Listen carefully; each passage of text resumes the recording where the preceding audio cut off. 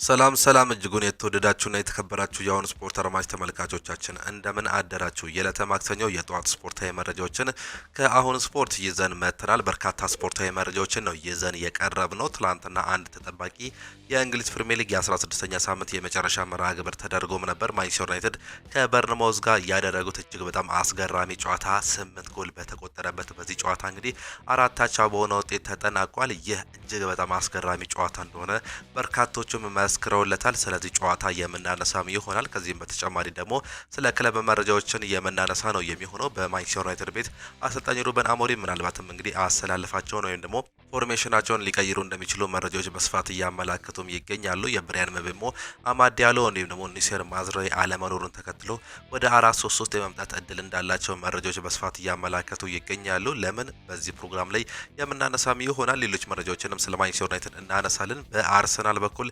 የምናነሳቸው ነገሮች አሉ። በሚኬል አርቴታ በተጫዋቾቹ እንዲሁም በሌሎች ጉዳዮች እንዲሁ እናነሳለን። በሌሎች ክለቦችም ቼልሲ፣ ማንቸስተር ሲቲ፣ ሪያል ማድሪድ እንዲሁም እንደ ሊቨርፑልና ባርሴሎና ያሉ ክለቦችን በስፋት የምንመለከት ነው የሚሆነው። ከእናንተ የሚጠበቀው ሰብስክራይብ በማድረግ የቤተሰባችን አባል እንዲሆኑ እንጋብዛችኋለን። ላይክ በማድረግ ደግሞ እንድታበረታቱን ነው የምንጠይቃችሁ። ሁሌም አዳዲስና ትኩስ ስፖርታዊ መረጃዎችን ለማግኘት አሁን ስፖርት ምርጫችሁ ይሁን ነው የምንለው። እኛ ቀጥታ ወደ ፕሮግራሞቻችን አለፍን። ትላንትና አንዳንድ ተጠባቂ የመጨረሻ የ16ኛ የ17ኛ ሳምንት መርሃ ግብሮች ተደርገውም ነበር። በእንግሊዝ ፕሪሚየር ሊግ የ16ኛ ሳምንት መርሃ ግብር ትላንት ምሽት 5 ሰዓት ላይ በኦልድ ትራፎርድ በማንቸስተር ከተማም ተደርጎም ነበር። ማንቸስተር ዩናይትድ ከበርንማውዝ ጋር ያደረጉት እጅግ በጣም አስገራሚ ጨዋታም ነበር። በዚህ ጨዋታ ላይ 8 ጎሎቹን የተቆጠረ ሲሆን በማንቸስተር ዩናይትድ እንዲሁም በበርንማውዝ በኩል እንግዲህ አራት ጎሎችን በማስቆጠር አራት አቻ በሆነ ውጤት መጠናቀቅም ችሏል። ከ13ኛው ደቂቃ ጀምሮ እስከ መጨረሻው ደቂቃ ድረስ እንግዲህ ጎሎችን ተመልክተናል። እስከ 84ኛው ደቂቃ ድረስ እንዲሁ ትግልን የተመለከትንበት ጨዋታ እንደነበር ነው መመልከትም የቻለው። በርካቶቹ እጅግ በጣም የወደዱት በርካታ ጎሎች የተቆጠሩበት በርካታ ትዕይንቶች የታዩበት ጨዋታ እንደሆነም አስመልክቶናል ሲሉ እንዲሁ ቃላቸውን የሰጡበት እንዲሁም ደግሞ ምላሻቸውን የሰጡበትም ጨዋታም ነበር። ማንቸስተር ዩናይትድ በሜዳውና በደጋፊዎቹ ፊት ነበር ትላንትና ይህንንም ጨዋታ ማድረግ የቻለው። ማንቸስተር ዩናይትድ እንደተለመደው እንግዲህ በ3-4-2-1 አሰላለፍ ነበር መግባት የቻለው። በረኛውን ሴዲ ሎመንስን በመያዝ እንዲሁም ደግሞ ሶስቱ የማል ተከላካዮች ሉክ ሾው፣ አይደን ሄቨን እንዲሁም ደግሞ ሌኒ ዮሮን አሰልፈውም ነበር። በመሃል አማካይነት ብሩኖ ፈርናንዴስ ካፒቴኖን እንዲሁም ካርሎስ ካሴሜሮን ያጣመረ ሲሆን በግራ በኩል ዊንግ ባክነት ዲያጎ ዳሎ፣ በቀኝ በኩል ደግሞ አማድ ዲያሎን አሰልፏል። ሜሰን ማውንትና ብሪያን ምቤሞ በ10 ቁጥር እንዲሁም ማቲያስ ኩኛህ ደግሞ በ9 ቁጥር ቦታ ላይ የተሰለፉ ተጫዋቾች ነበሩ። በማንቸስተር ዩናይትድ በኩል በበርንማውዝ በኩል ደግሞ ስንመለከት በ4-5-1 አሰላለፍ ወይም ደግሞ በ4-2-3-1 አሰላለፍ ነበር መግማትም የቻሉት። ትላንትና እጅግ በጣም አስገራሚ ጨዋታ ነበር። በሁለተኛው እንዲሁ ጨዋታ ላይ መመልከትም የቻለው አማድ ዲያሎ ገና በ13ኛው ደቂቃ ላይ በማስቆጠር ማንቸስተር ዩናይትድ እንዲመራ መንስኤ መሆኑም ችሎ ነበር። በ40ኛው ደቂቃ ላይ አንቷን ሴሜኖ ባስቆጠረው ጎል ምክንያት እንግዲህ ማንቸስተር ዩናይትድ አቻ መሆንም ቻለ። ነገር ግን ገና ጨዋታው ሳይጠናቀቅ በ49ኛው ደቂቃ ላይ እንግዲህ ካርሎስ ካሴሜሮ ከብሩኖ ፈርናንዴዝ የተሻገረለትን ኳስ በማስቆጠር ማንቸስተር ዩናይትድ 2-1 መርቶ እንዲሁ የመጀመሪያውን አጋማሽ ማጠናቀቅ ቻለ። ነገር ግን ገና እንደተመለሱ በ46ኛው ደቂቃ ላይ ኢቫን ኒልሰን እጅግ በጣም አስገራሚ ጎል ማስቆጠርም ቻለ። በዚህም የተነሳ አቻ መሆን ችለውም ነበር። ታቨርኔር እጅግ በጣም የሚገርም የቅጣት ምት ጎል በማስቆጠር እንግዲህ እንዲሁ በርንማውዝ እንዲመራ ማስቻልም ቻለ። 3-2 መሆኑም ችለው ነበር።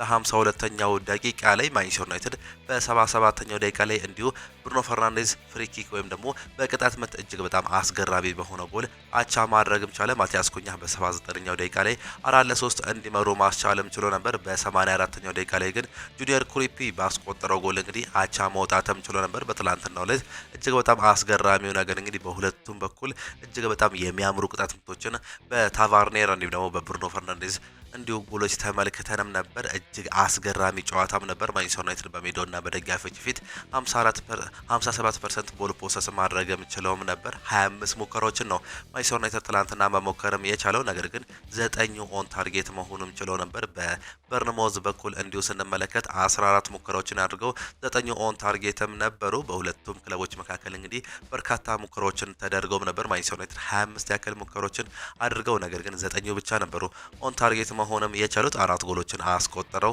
እንዲሁ ሲመሩ ቆይተው በስተመጨረሻም በአቻ ውጤት እንዲጠናቀቅ መንስኤ የሆነ ጨዋታ ነበር በትላንትናው ዕለት መመልከትም የቻለው በጨዋታው ላይ ገና በአራተኛው ደቂቃ ላይ ቶኒ አዳምስ በበርነባውዝ በኩል በጉዳት ምክንያት ተቀይሮ የገባም ተጫዋችም ነበር። ማንቸስተር ዩናይትድ ትላንትና የተለያዩ ተጫዋቾችን አሰልፎ ወይም ደግሞ ቀይሮ ማስገባትም ችሎ ነበር። እንደ ኮቢ ማይኖ ያሉ ተጫዋቾችን እንግዲህ በ61ኛው ደቂቃ ላይ ነው ቀይሮ ማስገባትም የቻለው። ኮቢ ማይኖ ትላንትና በካርሎስ ካሴሚሮ በ61ኛው ደቂቃ እንዲሁ ተቀይሮ መግባትም ችሎ ነበር። እንዲሁ አሰላለፍ ለውጦችን ለማድረግ ሲሞክሩም በጨዋታው ላይ ተመልክተናል። ኮቢ ማይኖ ገብቶ እንግዲህ አንዳንድ ለውጦችን ወይም የመሃሉን ቦታ እንግዲህ ኳስ ቁጥጥር ላይ ለመብለጥም ሲሞክሩም ተመልክተንም ነበር። ሊሳንድሮ ማርቲኔዝም በሌኒ ዮሮ የተቀየረበት እንዲሁም ሜሰን ማውንት በቤንያሚን ሴስኮ የተቀየረበትን አጋጣሚ ተመልክተናል። እነዚህ ቅያሬዎች እንግዲህ ለውጦች የተፈጠሩት በተለይም 3 ነጥቡን ለማግኘት በሚደረገው ፉክክር ውስጥ እንዲሁ ማንቸስተር ዩናይትድ የበላይነት ለማግኘት ሞክሮም ነበር። ነገር ግን ሳይሳካ ትላንትና ሁለቱም አንዳንድ ነጥብ ተጋርተው መውጣትም ችሏል። ማንቸስተር ዩናይትድ ያለፉትን ተከታታይ 3 የእንግሊዝ ፕሪሚየር ሊግ የኦልድ ትራፎርድ ጨዋታዎች እንግዲህ ማሸነፍም አልቻሉም። እጅግ በጣም ከባድ ፈተና እንደሆነባቸው ነው እየተመለከትን የምንገኘው። ከኤቨርተን ሽንፈት አስተናገዱ። ከዛ ከዌስትሃም አቻ መውጣትም ቻሉ። ትላንትናም እንዲሁ ተመሳሳይ አቻ የወጡበትን አጋጣሚ ነው በኦልድ ትራፎርድ እየተመለከትን የምንገኘው። ማንቸስተር ዩናይትድ በዚህ ዓመት በኦልድ ትራፎርድ የሚያደርጋቸው ጨዋታዎች እየከበዳቸው እንደሚገኝ እየተመለከትን እንገኛለን። ትናንትና እንግዲህ ማንቸስተር ዩናይትድ 6ኛ ደረጃ ላይ የተቀመጠበትን ውጤት ነው ይዞ መውጣትም የቻለው። ካለፉት 5 ጨዋታዎች 2 አቻ፣ 2 ድል እንዲሁም 1 ሽንፈት በማስተናገድ 26 ነጥብና 4 ንጹህ ጎል በመያዝ 6ኛ ደረጃ ላይ መቀመጥ ማረጋገጡን በ16ኛው ሳምንት መርሃ ግብር ተመለከትን። ኤፍሲ በርንሞዝን ደግሞ ስንመለከት 13ኛ ደረጃ ላይ ነው መቀመጥም የቻለው። ያለፉን ተከታታይ 6 እና 7 ጨዋታዎች ማሸነፍም አልቻሉም። ባለፉት 5 ጨዋታዎች ደግሞ 3 አቻ እንዲሁም ደግሞ 2 ሽንፈት በማስተናገድ 21 ነጥብና 3 የግብ ዕዳ በመያዝ 13ኛ ደረጃ ላይ መቀመጡን ነው የተመለከትነው። የእንግሊዝ ፕሪሚየር ሊግ የደረጃ ሰንጠረዡ ምን ይመስላል የሚለው ስንመለከት አርሰናል በ36 ነጥብና በ20 ንጹህ ጎል አንደኛ ደረጃ ላይ የተቀመጠ ሲሆን የፔፕ ጋርዲዮላው ማንቸስተር ሲቲ በ2 ነጥብ ዝቅ ብሎ በ34 ነጥብና በ22 ንጹህ ጎል ሁለተኛ ደረጃ ላይም ተቀምጧል። አስቶን ቪላ በዚህ ዓመት ድንቅ አቋሙን እያሳየ የሚገኘው በተለይም በመጀመሪያዎቹ አጀማመር ጥሩ አጀማመር ባያሳይም በስተመጨረሻም ግን ተከታታይ 6 ጨዋታዎችን በእንግሊዝ ፕሪሚየር ሊግ በማስመዝገብ 3ኛ ደረጃ ላይም ተቀምጧል። ከአርሰናል 3 ነጥብ እንዲሁም ከማንቸስተር ሲቲ በ1 ነጥብ ዝቅ ብሎ በ33 ነጥብና በ8 ንጹህ ጎል እንግዲህ 3ኛ ደረጃ ላይ ተቀምጧል። ቼልሲ 4ኛ፣ ክሪስታል ፓላስ 5ኛ እንዲሁም ደግሞ ማንቸስተር ዩናይትድ 6ኛ፣ ሊቨርፑል 7ኛ፣ ሰንደርላንድ እንዲሁም 8ኛ ደረጃ ላይ መቀመጣቸው ነው የተመለከትነው። በወራጅ ቀጠናው ዌስትሃም፣ በርንሌይ እንዲሁም ወልቨርሃምፕተን የተቀመጡ ክለቦች መሆናቸው ነው እየተመለከትን የምንገኘው። ትላንትና የተደረገው የእንግሊዝ ፕሪሚየር ሊግ ጨዋታ ይህንን ይመስላል። በስፔን ላሊጋም አንድ ጨዋታ ተደርጎም ነበር። ሪዮ ቫይካኖ ከሪያል ቤቲስ ጋር ያደረጉትን ጨዋታ እንግዲህ 0-0 በሆነ አቻ ውጤት ማጠናቀቅም ችሏል። በጣሊያን ሴሪ ሮማ ከኮሞ ጋር ያደረገውን ጨዋታ እንግዲህ በዌስሊ ብቸኛ ጎል 1-0 አሸንፈው መውጣቱን ነው የተመለከትነው። ኮሞች ትላንትና ከሜዳቸው ውጪ ሽንፈትም አስተናግዷል። ሮማ ማሸነፉን ተከትሎ 4ኛ ደረጃ ላይ የተቀመጠ ሲሆን 30 ነጥብና 8 ንጹህ ጎሎችን በመያዝ ተቀምጧል። ኮሞ ደግሞ ሽንፈት ማስተናገዱን ተከትሎ ወደ 7ኛ ደረጃነት ነው ዝቅ ማለትም የቻለው። በዚህ ዓመት በጣሊያን ሴሪ እጅግ በጣም ጥሩ እንቅስቃሴ ሲያደርግ የነበረው ኮሞ ተከታታይ 2 ሽንፈትን በማስተናገድ ወደ 7ኛ ደረጃ ላይ ዝቅ ያለ ሲሆን 24 ነጥብና 7 ንጹህ ጎሎችን በመያዝ እንግዲህ እንዲሁ መቀመጥም ችሏል። ኢንተር ሚላን የጣሊያን ሴሪ መሪ እንደሆነም ይታወቃል። ኤሲ ሚላን 2ኛ፣ ናፖሊ 3ኛ እንዲሁም 4ኛ ሮማ የተቀመጠ ሲሆን ጁቬንቱስ፣ ቦሎኛና ኮሞ ከ5ኛ እስከ 7ኛ ደረጃ ላይ የተቀመጡ ክለቦች መሆናቸውንም ተመለከትን። ዛሬ በኮፓ ዴላ ላይ የሚጠበቁ ጨዋታዎች አሉ። ከነዚህ መካከል እንግዲህ አንዳንዶቹን ለመግለጽ ያክል ኤባር ከኤልቼ ይጫወታሉ። ዲፖርቲቮ ከማዮርካ የሚጫወቱ ሲሆን ባርሴሎና ከሜዳቸው ውጪ እንግዲህ ቀለል ያለ ጨዋታን የሚያደርጉም ይሆናሉ። በኮፓ ዴላሬ ከጉዳልጃራ ጋር ነው እንግዲህ ዛሬ ጨዋታቸውን የሚያደርጉት። ኤልዴንሴ ከሪያል ሶሲዳድ ሲጫወቱ ሪያል ስፖርቲንግ ከቫሌንሺያ ጋር የሚያደርጉት ሌላኛው ተጠባቂ ጨዋታ ነው። በኮፓ ዴላሬ እንግዲህ የዚህ ሳምንት ጨዋታዎች ይህንን ይመስላሉ ዛሬ የሚደረጉት። ነገም እንዲሁ ሪያል ማድሪድ የሚያደርገው ጨዋታ ተጠባቂ ጨዋታ ነው። የዛሬ ጨዋታዎች እነዚህን ነው የሚመስሉት። ከጨዋታ ውጤት ጥቆሞቻችን ወጣ ስንል ደግሞ ወደ ክለብ መረጃዎቻችን የምናመራ ነው የሚሆነው። አሰልጣኝ ሩበን አሞሪም አጨዋወታቸውን ሊቀይሩ እንደሆነ መረጃዎች እያሳዩም ይገኛሉ። አሰልጣኝ ሩበን አሞሪም የማንቸስተር ዩናይትድን የአጨዋወት ዘይቤ ለመቀየር ማሰብ ላይ መሆናቸው ተገልጿል። አሰልጣኙ የአማድ ዲያሎን ወይም ደግሞ ብራያን ምቤሞን አለመኖሩን ተከትሎ አጨዋወታቸውን ወደ 4-3-3 ለመቀየር መዘጋጀታቸው እየተገለጸም ይገኛል። አሰልጣኝ ሩበን አሞሪም ባለፈው ሳምንት ከወልቨር ጨዋታ በፊት የአጨዋወት ለውጥ እንደሚኖር ለተጫዋቾች ማሳወቃቸው ነው እየተገለጸ የሚገኘው። ባለፈው ሳምንት ቡድኑ የ4-3-3 አጨዋወት ላይ በትኩረት ሲሰራ እንደነበር ዘአትሌቲክስ ዘግቧል። ከትላንትናው የበርንማውዝ ጨዋታ በፊትም የነበረው አብዛኛው የቡድኑ ዝግጅትም 4-3-3 ላይ መሰረት ያደረገ ታክቲካል አሰላለፍ እንደነበር መረጃዎች እየጠቆሙም ይገኛሉ። በተለይም ማንቸስተር ዩናይትድ እንግዲህ በአሁን ሰዓት ላይ ብራያን ምቤሞንና አማድ ዲያሎን የሚያጡም ይሆናል በአፍሪካ ዋንጫው። በዚህም የተነሳ እንግዲህ ምናልባትም የአሰላለፍ ለውጥ እንዲሁም ደግሞ የፎርሜሽን ለውጦችን በስፋት እንዲሁ ልንመለከት እንደምንችል ነው እየተገለጸም የሚገኘው። ምናልባትም እንግዲህ በማንቸስተር ዩናይትድ ቤት ያልተጠበቀ ነገር ሊሆን እንደሚችል ተገልጿል። አሰልጣኝ ሩበን አሞሪም ከዚህ በፊት እንግዲህ አጨዋወቴን ከመቀየር እንግዲህ እምነቴን ብቀይር ይሻለኛል ሲሉ ገልጸውም ነበር። ነገር ግን በአሁኑ ሰዓት ላይ የአማድ ዲያሎ የብራያን ምቤሞ እንዲሁም ደግሞ ንስር ማዝሬ አለመኖሩን ተከትሎ ማንቸስተር ዩናይትድ የአሰላለፍ ለውጥ ያደርጋል ተብሎ እንደሚጠበቅ መረጃዎች እያሳዩም ይገኛሉ። ይህ የሚሆን ከሆነ በማንቸስተር ዩናይትድ ቤት እጅግ በጣም አስገራሚ ይሆናል ተብሎ እንደሚጠበቅ በርካቶቹም እየገለጹ ይገኛሉ። ይህም የሆነው ዋነኛው ምክንያት እንግዲህ ማንቸስተር ዩናይትዶች ያለፉትን ተከታታይ ጨዋታዎች ማሸነፍም አልቻሉም በሜዳቸውና በደጋፊዎች ፊት። ይባስ ብሎ ደግሞ በአፍሪካ ዋንጫው የሚያጧቸው ተጫዋቾች መኖራቸውን ተከትሎ እነዚህ ተጫዋቾች የሚቀሩት ተጫዋቾች ማለት ነው እንደ ፓትሪክ ዶርጉን ወይም ደግሞ ዲያጎ ዳሎ የመሳሰሉ ተጫዋቾች ምናልባትም እንደዚህ አይነት ጨዋታ ላይ ሊከብዳቸው ይችላል ተብሎ በሚታሰብበት ጊዜ ላይ አሰልጣኝ ሩበን አሞሪም ይህንን ሀሳብ ለጊዜውም ቢሆን ሊጠቀሙበት እንደሚችሉ ነው እየተገለጸ የሚገኘው። ከዚህ በፊት በርካቶቹ ማንቸስተር ዩናይትድን ሲያነሱ እንግዲህ ይህን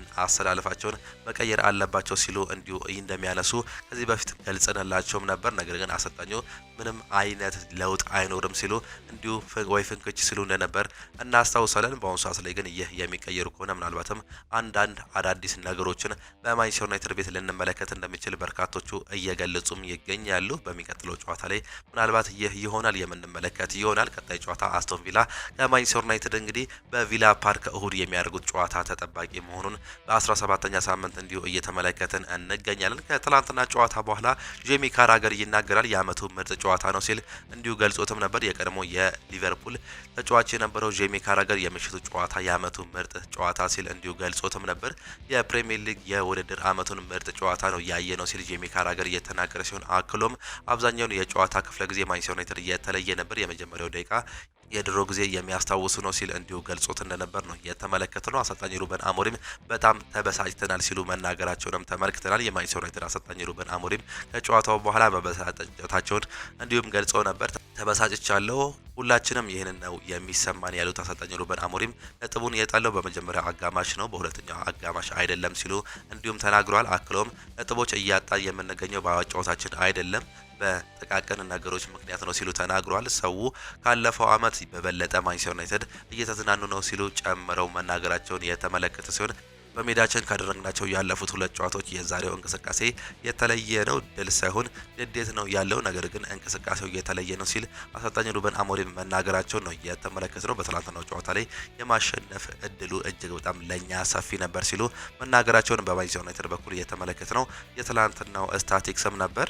ወደ አርሰናል ስናመራ እንግዲህ ዊሊያም ሳሊባ በአንድ ወቅት ለቀረበለት ጥያቄ እንዲህ በማለት መልስ መስጠት ጀመረ። ከዚህ በኋላ ሌላ ቦታ አልፈለግም ሲል ተናግሮም ነበር። ዊሊያም ሳሊባ ለአርሰናል ጋር መጫወት ጥርጣሬ ነበረ ሆይ ተብሎ ተጠይቆም ነበር። የፈረንሳዩ ተከላካይ እንዲህ በማለት መልሱን የሰጠ ሲሆን እረ በፍጹም አለቃውን ማለትም ሚኬል አርቴታን እንደዚህ አይነት ጥያቄ ጠይቄ አላውቅም፣ ዝም ብለን ነው የምናወራው ሲል ነው የሚገልጸው። እሱም ሲናገር እሱ እዚህ እንዲቆይ ይፈልጋል አለኝ። እናም እኔም እርግጥ ነው መቆየት እፈልጋለሁ ብዬ መለስኩለት። ስለ ወደፊቱ ምንም ማውራት አላስፈለገኝም፣ ምክንያቱም እዚህ ትልቅ የወደፊት እድል እንዳለን በአይኔ እየተመለከትኩት ነው። ቡድኑ ከአመት አመት እየተሻሻለ ነው ሲሉም ገልጾም ነበር። ለማንኛውም እንደዚህ አይነት ቃላት መስማት አያስፈልገኝም፣ ምክንያቱም እኔ ራሴው ይሰማኛል ከአሰልጣኜ ከደጋፊዎቼ እንዲሁም ደግሞ ከክለቡ ፍቅር እንደሚሰማኝ ድረስ የምፈልገውን ያንን ብቻ ነው ሲል ነው እየገለጸም የሚገኘው። ስለዚህ በቃ መደሰት ብቻ ነው የሚፈልገው። እናም እዚህ እንዲቆይ የምፈልግበት ዋነኛ ምክንያት ክለቡን እጅግ በጣም ስለመወደው ነው ሲል መናገሩን እንዲሁ እየተመለከትን እንገኛለን። ቤንጃሚን ዋይት በወልቭስ ጨዋታ በደረሰበት ጉዳት ምክንያት ቢያንስ ለአንድ ወር ከሜዳ ይርቃል ሲሉ በአሁኑ ሰዓት ላይ ግምቶች በስፋት እየመጡም ይገኛሉ። ቤን ዋይት እንግዲህ ምናልባትም ለአንድ ወር የሚያጣ ከሆነ ምናልባትም አርሰናል ሌላኛው ችግር በመከላከል ቦታ ላይ ክፍተት ሊፈጠር እንደሚችል እየተገለጸም ይገኛል። በአርሰናል የሚገኘው አንዳንድ የቡድኑ አባላት በወልቭስ ጨዋታ በታየው አቋም እጅጉ መበሳጨታቸውን ሳምዲን እየገለጸም ይገኛል። ሚኬል አርቴታን ጨምሮ ኦዴጋርድ ራይስ ብስጭታቸውን በመልበሻ ክፍል ውስጥ ገልጿል። በመልበሻ ክፍሉ የነበሩ ሁሉም በአንድነት የታየው የአቋም እጅጉን የወረደ እንደነበር አምኗል ሲሉ ሳምዲን እንዲሁ እስከ መጨረሻው ድረስ ገልጾም ነበር። ሌላኛው በመጨረሻዎቹ ደቂቃ ወልቭስ ላይ የጎል ማስቆጠር ለአርሰናል ተጫዋቾች የድል ጊዜም ነበር። ነገር ግን አንዳንድ ተጫዋቾች የክለቡ ደረጃ አሁንም ከፍተኛ ነው ብለው ያስባሉ። እናም የአርሰናል ተጫዋቾች ከወልቨርሃምፕተን ባደረጉት ጨዋታ ወዲያ ደረጃ እንዳልደረሱ ይገነዘባሉ ሲል ሳምዲን እንዲሁ እየዘገበም ነው የሚገኘው። ካይ ሃቨርትዝ ይህ ወር ያልታወቀ ወደ ሜዳ ለመመለስ ጠንክሮ እየሰራ እንደሆነ ሃንድ ኦፍ አርሰናል እየገለጸም ይገኛል። ይህ ተጫዋች ወደ ሜዳ ለመመለስ ብዙ ሙከራዎችን ያደርጋል ተብሎ እንደሚጠበቅ ነው እየተገለጸም የሚገኘው። በዚህም የተነሳ ምናልባትም ለውጦች ይኖራሉ ተብሎ በአርሰናል በኩል ሊለወጥ እንደሚችል መረጃዎች እንዲሁ እያሳዩም ነው የሚገኙት። ካይ ሃቨርትዝ ወደ ሜዳ የሚመጣበትም ጊዜ ሰፊ እንደሆነ መረጃዎችም ያሳያሉ። የዶሚኒክ ሶቦስላይ የመጀመሪያ ምርመራ አድርጎ ጉዳቱ ከባድ እንደሆነ ተረጋግጧል። እናም በዚህ ሳምንት መጨረሻ ላይ ከቶተናም ጋር መጫወት እንደሚችል ይፋ ተደርጓል ሲሉ መረጃዎች እያሳዩም ይገኛሉ። ዶሚኒክ ሶቦስላይ ባለፈው ጨዋታ ላይ በጉዳት ምክንያት እንዲሁ ተቀይሮ መውጣትም ችሎ ነበር። ነገር ግን ከባድ ጉዳት እንዳልሆነ ነው የሚገለጸው። በዚህ ዓመት በሊቨርፑል ቤት የሚጠቀሰው እጅግ በጣም ድንቅ አቋም ላይ የሚገኘው ዶሚኒክ ሶቦስላይ ምናልባትም እንግዲህ ይህን ተጫዋች ምናልባት ሊቨርፑሎች የሚያጡት ከሆነ ከፍተኛ ክፍተት ይፈጥርባቸዋል ተብሎ የሚጠበቅ ሲሆን ነገር ግን ይህ ነገር በሚቀጥለው ሳምንት ዳግም የማይኖር እንዲሁም ወደ አሰላለፍ የሚመለስ እንደሆነ ነው እየተገለጸም የሚገኘው። በሊጉ እስካሁን ብዙ እድሎችን ፈጥረው ምንም አይነት አሲስት ማስመዝገብ ካልቻሉ ተጫዋቾች ዝርዝር ውስጥ ፍሎሪያን ቪርትዝ 26 እድሎችን በመፍጠር አንደኛ ደረጃ ላይ የተቀመጠ ተጫዋች ነው። የተጫዋች እንግዲህ ሊቨርፑል ቤት በርካታ ለውጦችን ያመጣል ተብሎ ቢጠበቅም አሁንም ቢሆን የተጫዋች እንግዲህ አሲስቶችን እንዲሁም ደግሞ ጎሎችን ማስቆጠርም አልቻለም። ይህም እንግዲህ በርካታ ትችቶች እያቀረቡበትም ይገኛሉ። ነገር ግን በአሲስት ወይም ደግሞ እድል በመፍጠር ደረጃ እንግዲህ ማንም እንደማይስተካከሉ ነው መረጃዎች በስፋትም እያመላከቱን የሚገኙት። እጅጉን የተወደዳችሁና የተከበራችሁ የአሁኑ ስፖርት አድማጭ ተመልካቾቻችን ለዛሬ የነበረን ስፖርታዊ መረጃዎቻችን ይህንን እየመስሉ ነበረ። ፕሮግራሞቻችንን እንዴት አያችኋቸው? ሀሳብ አስተያየታችሁን ኮመንት ቦክስ ላይ ልታጋሩን ትችላላችሁ። ይህ ይጨመር፣ ይህ ይቀነስ፣ ይህ ይስተካከል የምትሉትን ሀሳቦች ሙሉ ኮመንት ቦክስ ላይ ልታጋሩን ትችላላችሁ። እኛም እንግዲህ ከእናንተ ጋር የምንገናኝበትን ኮመንት ቦክስ ክፍትም አድርገናል፣ እንዲሁም የምናስተካከልም ነው የሚሆነው። ነገር ግን በዛሬው የማክሰኞ የጠዋት ፕሮግራሞቻችን ይህንን ይመስላሉ። በከሰዓቱ ፕሮግራም ግን እስከምንገናኝ ድረስ ግን ቻው ቻው፣ መልካም ጊዜ፣ መልካም ውሎ እንዲሆንላችሁ ዳግምም ተመኘን።